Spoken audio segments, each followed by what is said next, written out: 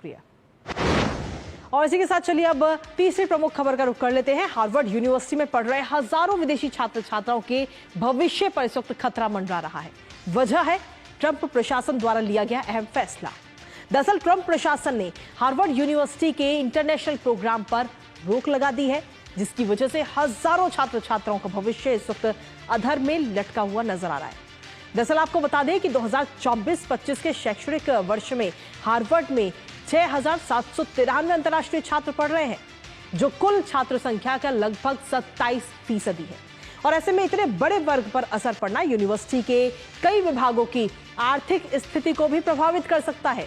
करेंगे इस पर बात, लेकिन उससे पहले आपको दिखाते हैं कि हार्वर्ड पर ट्रंप की तरफ से क्या महत्वपूर्ण एक्शन लिया गया है और उस पर हार्वर्ड की तरफ से क्या कुछ प्रतिक्रिया दी गई है।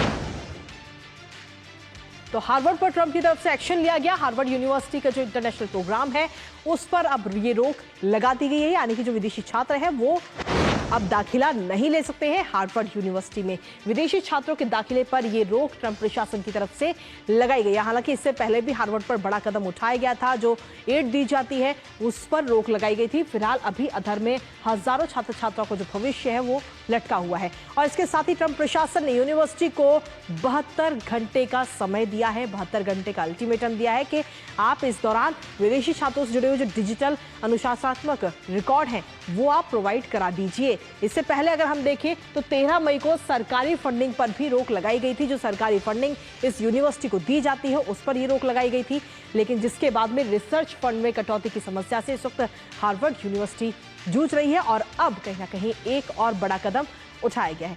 लेकिन इसके साथ ही आपको बता दें कि होमलैंड सीधे तौर पर हम देखें तो होमलैंड सुरक्षा सचिव की तरफ से क्रिस्टी नोएम की तरफ से क्या कुछ कहा गया है, एक बार वो आपको बताते हैं।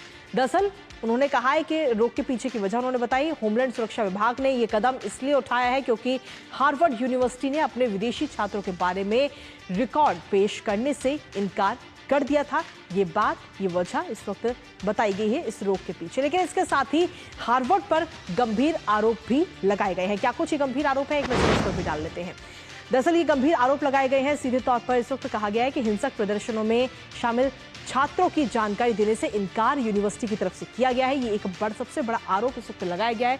साथ ही कहा गया कि चीन की कम्युनिस्ट पार्टी से मिली भगत है हार्वर्ड यूनिवर्सिटी की, ये भी एक आरोप लगाया गया। साथ ही कहा कि कैंपस में हिंसा और यहूदी विरोधी गतिविधियां देखने को मिल रही हैं, ये आरोप भी लगाए गए। यहूदी छात्रों के लिए दुश्मनी का माहौल वहां पर बनाया जा रहा है। साथ ही आतंकवाद समर्थक गतिविधियों को भी बढ़ावा इस यूनिवर्सिटी के जरिए दिया जा रहा है। ये तमाम आरोप इस वक्त ट्रंप प्रशासन की तरफ से लगाए गए हैं। साथ ही कहा गया कि हमास समर्थकों के साथ सहानुभूति को भी बढ़ावा ये यूनिवर्सिटी दे रही है, लेकिन छात्र छात्राओं की कोई भी जानकारी मुहैया नहीं कराई जा रही सरकार को।